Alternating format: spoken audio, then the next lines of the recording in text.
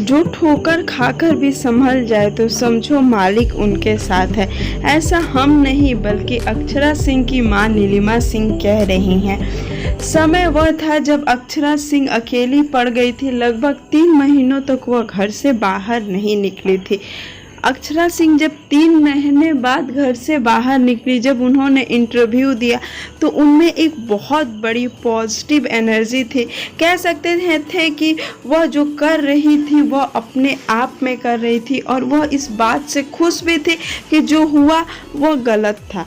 आपको हम अब बता दें कि अक्षरा सिंह उस समय टूट गई जब पवन सिंह की शादी ज्योति सिंह से हो गई 6 मार्च 2018 को। समय बीतता गया, अक्षरा सिंह कहीं गायब सी हो गई।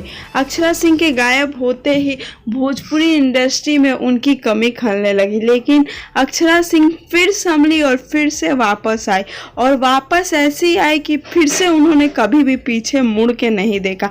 आपको बता दें कि अक्षरा सिंह जब आई तब उन्होंने मनोज मतलबी और घुंगरू जी के साथ बैक टू बैक कई हिट गाने दिए। जैसे ही उन्होंने गाना स्टार्ट किया उनके गाने सुपर हिट होने लगे। यूट्यूब पे वे सब गाने इतने धमाल मचाने लगे कि अक्षरा ने कभी सोचा भी नहीं था। अक्षरा सिंह ने अपने ऑफिशियल चैनल पे ही सारे गाने लॉन्च किए। अभी हाल यह है कि अक्षरा सिंह का एक गाना 112 मिलियन के आंकड़े को पार कर चुका है और इस बात से अक्षरा सिंह खुश भी है और वह अक्षरा सिंह की मां ने इस बात को अपने सोशल मीडिया पर भी जाहिर किया था। अब यह हो गया कि अक्षरा सिंह को उनके सच्चे जीवन साथी भी मिल गए, अक्षरा सिंह को उनका बाबू भी मिल गया और इस बात को अक्षरा सिंह ने पूरे समाज के सामने एक्सेप्ट कर लिया है। इसी पे अक्षरा सिंह की मां का एक पोस्ट आता है कि जो गिर के भी संभल जाए तो सोचो मालिक उनके साथ है।